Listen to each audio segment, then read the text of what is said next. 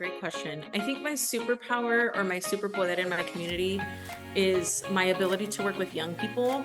I think that when we talk about like voting or the future or what the world can look like in 2, 4, 6 years, we often sometimes forget to discuss young people in that narrative and make sure that we're lifting them up with us. And so I think me as a community organizer, as a director of a nonprofit that works with young people, I think my superpower, at least in my community, is being able to connect with young people, being able to bridge that gap between the future and the present when it comes to talking and building relationships and rapport with young people. And I think truly, there's this saying that young people are the future, and I think that is absolutely so true, but they're also the present. And so I think in the present and in the now, we need to include them in these conversations. And I think that that's one strength that I have that I really try and bring to my community, is making sure that youth voice is not only uplifted, but also shared. Honest conversations.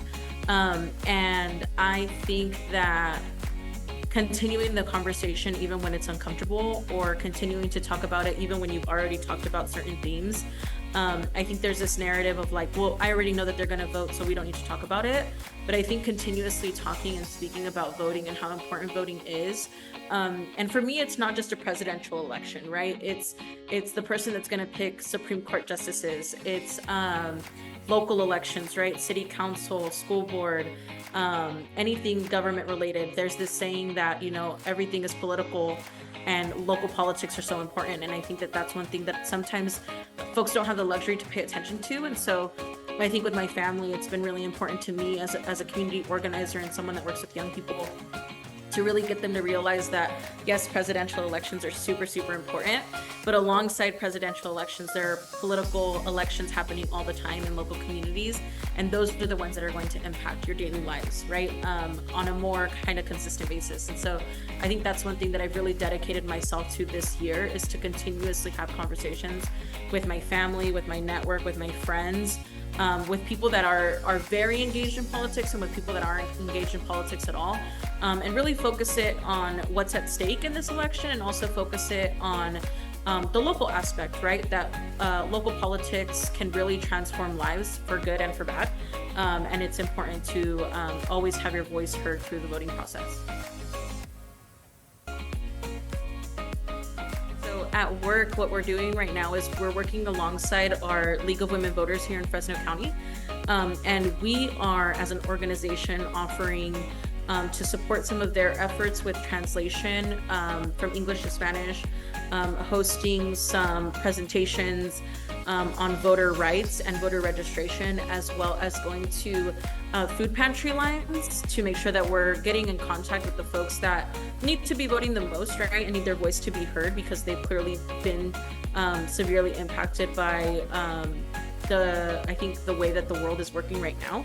And so we want to make sure that we're having those conversations with folks in a language that they understand and in a language that they're comfortable in, and with people that look like them, right, that comes from communities like theirs, et cetera, et cetera. And so right now I'm really excited to be working with our organization to do some of those outreach events, and to really be able to transform what some Spanish-speaking folks might think is the election, or looks like the election, or what their rights may or may not be as voters, versus what is actual fact. And so I'm really excited for those presentations. And then right now we're actually currently talking to another organization about hosting a youth forum for some of the local policies that are being put on the ballot this year, and letting young people ask their elected officials about these policies and about their campaign stances, and et cetera, et cetera. So I'm really excited about that, to hear youth voice, to make sure that we're really activating our Latino voters, both in English and in Spanish, letting them know their voter rights, and also that young people's voices are continuously heard in this process.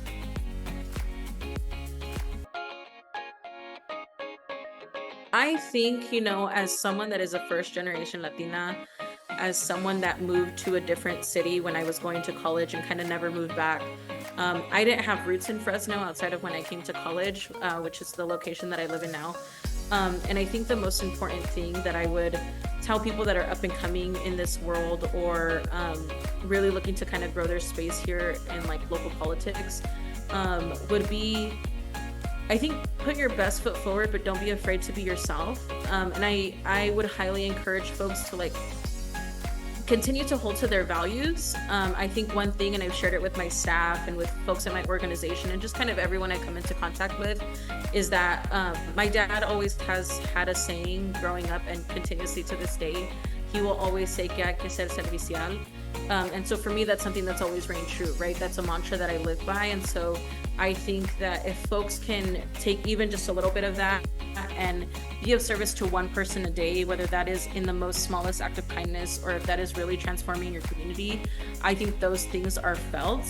And I think if you're of service to somebody and you're really trying to put like your best foot forward, and move forward your community in a way that you think is equitable and can create change, then that's all I can ask for future generations. And of folks kind of trying to set an imprint in their areas, I think your heart and your values kind of tell most about you, and outside noise doesn't matter. I think that's another thing that sometimes us as Latinas let get to us, is the outside voice and the imposter syndrome. And I think like we just really need to understand that we wouldn't be in these positions if we didn't deserve them.